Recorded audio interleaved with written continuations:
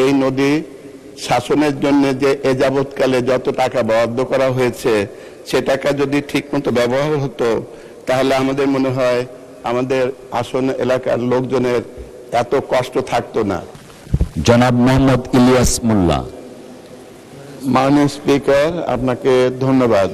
আজই প্রথম কথা বলার সুযোগ পেয়েছি সংসদে, আপনি সুযোগ করে দিয়েছেন, এই জন্য আপনাকে আবারও ধন্যবাদ জানাই।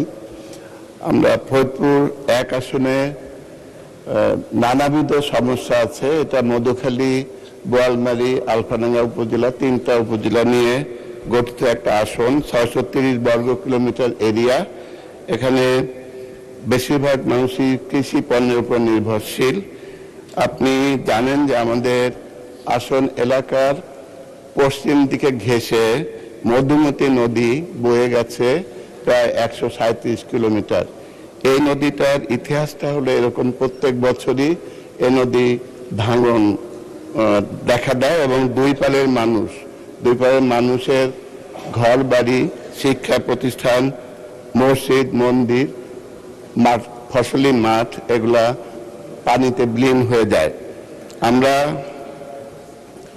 চিন্তা করেছিলাম যে এই নদী শাসনের জন্য যে এ যাবৎকালে যত টাকা বরাদ্দ করা হয়েছে সে টাকা যদি ঠিকমতো ব্যবহার হতো তাহলে আমাদের মনে হয় আমাদের আসন এলাকার লোকজনের এত কষ্ট থাকতো না, এত কান্নাকাটি তাদের দেখতে হতো না।